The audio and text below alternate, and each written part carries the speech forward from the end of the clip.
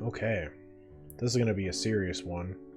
This is going to be a hard one. It was 2013, and my wife and I had just gotten married, came back from a giant honeymoon in Ireland. We were feeling really good because we were making anywhere from $60,000 to $80,000 a month because of a loophole that we discovered in a major social media platform. We figured out a way to hit the front page of their system.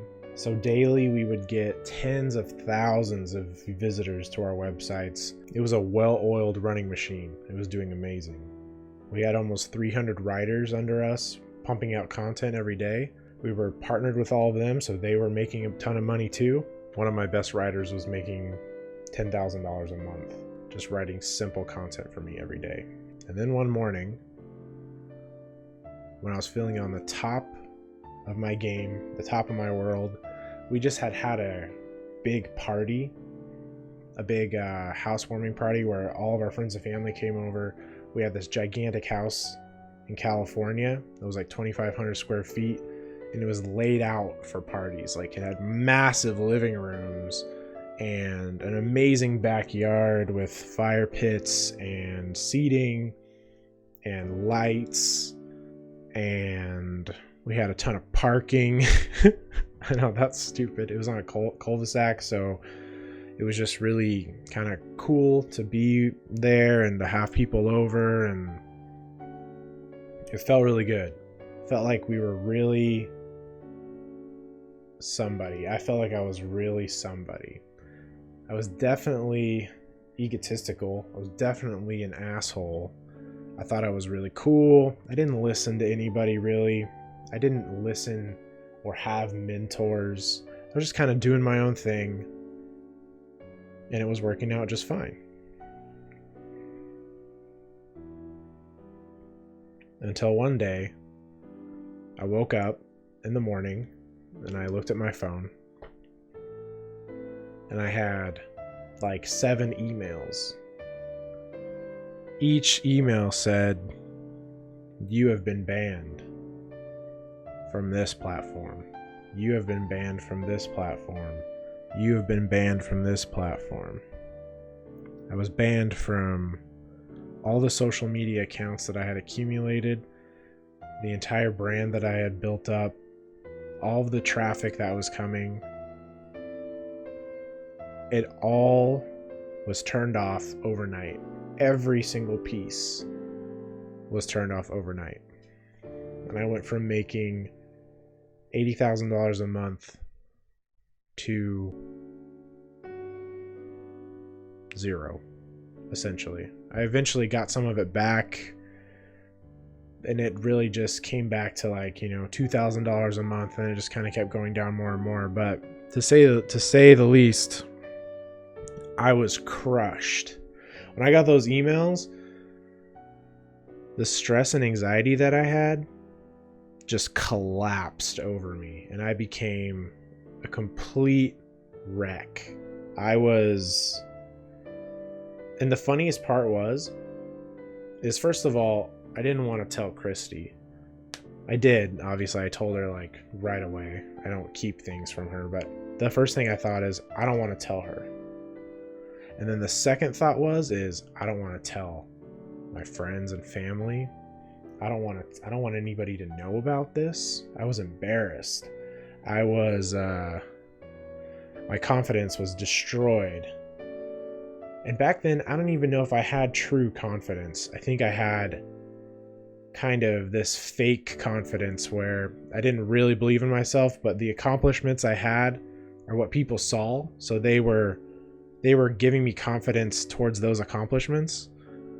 But once those accomplishments disappeared in my eyes, I felt like I was worthless, basically. I felt like I was a failure. A failure. Oh my God, a failure. I was such a failure. That's how I felt. Fail. I always felt like such a failure that I broke down. I went crazy. I didn't know what to do.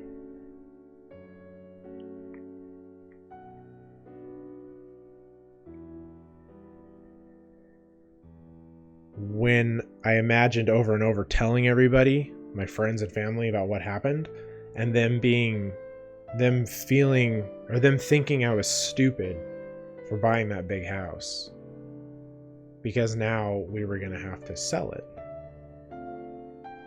I didn't want them to think that I was stupid for the decisions that I made when I was 24 years old or whatever. But here's what happened. When I told everyone, everybody just supported us. They just said, wow, that really sucks. Bring it in, dude. Nobody made fun of me. Nobody called me stupid.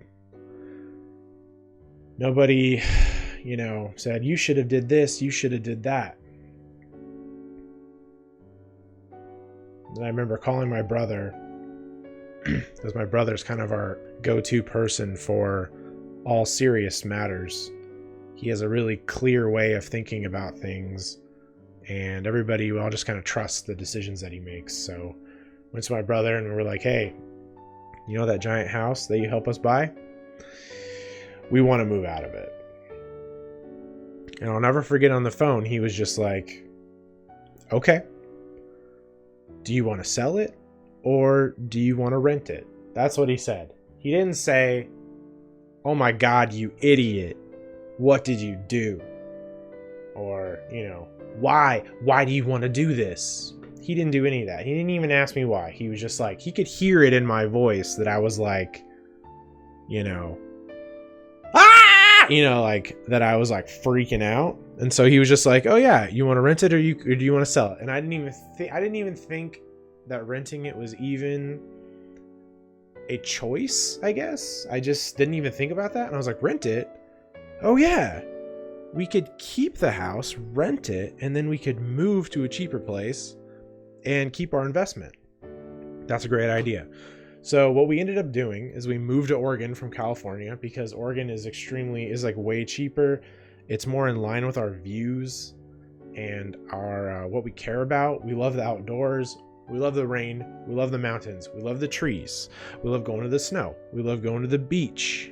The food scene here is perfectly aligned with what Christy needs, as well as health in general, and the overall attitude of people here is just more in line of how we are personally. So it seemed like a good fit. We moved here. We've been here ever since. But the moral to this whole story is, just remember that day, in the moment that it happened, felt like the worst day of my life. It felt like the worst day of my life, for sure. That was a couple years ago, and now I don't even think about that day at all. I don't reminisce about it. I am right now, so I'm feeling it here a little bit, but I don't think about it. And knowing that is so powerful, because now when really bad things happen, I can just think, it seems so bad right now in this moment, but in a little while, I'll forget about it. In a little while, I won't remember it anymore. It'll be fine. And that lessens the blow of hard things to come for me personally. I think back to the worst day of my life and I think, I don't even really care about it that much anymore. So nothing really seems like that big of a deal to me anymore. So this was the story of how my ego died. I grew a giant ego, making tens of thousands of dollars every month, lost it all, and then had to start over from scratch. But when I started over, I had to make a decision. Do I have an ego or not? And I decided no. I'm going to start listening to my friends, to the experts that I know, to the mentors that I know, and I'm going to try what they say to do. I'm going to try it. And oh my God, guys, 9 times out of 10, that shit works. I learned so much now. I'm more comfortable with myself now. People are more comfortable around me now because I'm not a total asshole. which is, that's good for everyone. Nobody needs more assholes in this day and age. And that's my story about what it feels like to lose everything. Or I guess, should I say, everything? Because in the moment, it feels like everything. It feels like the world is ending. But later on, it's kind of whatever. So remember that. When you're in a situation that sucks, you're sweating, your heart is pumping, you're freaking out, you're shaking, you don't know what you're gonna do. Your brain is panicking, you feel trapped, you feel like your world is ending. Just remember, try to remember, you're gonna be okay in a little while. You just need some time to calm down from the high of all the hormones and chemicals pumping through your body. You need to clear your mind and realize and put it into perspective just how bad it is. Use your life experiences as your perspective. Go back in time and think, just how bad is this? It's probably not as bad as you think. If this has helped you at all, please smash that like button, leave a comment, let me know. Have you ever experienced anything like this before? Do you still feel like you have an ego? Did you have an ego death experience like this? Let me know in the comments. Please like and subscribe. This has been Mike Dishman with the What It Feels Like to Lose Everything. Good luck, everyone.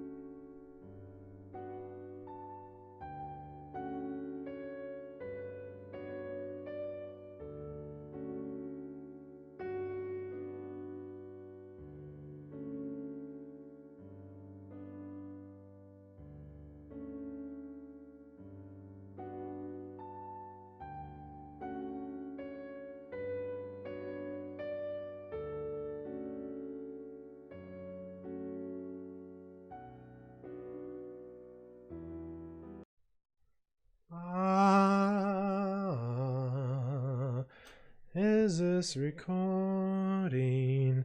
I'm not sure if it's recording because it froze again.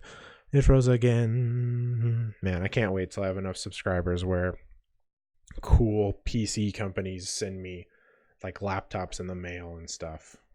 That'd be so cool. I love new tech. I just want to review new tech. That sounds fun.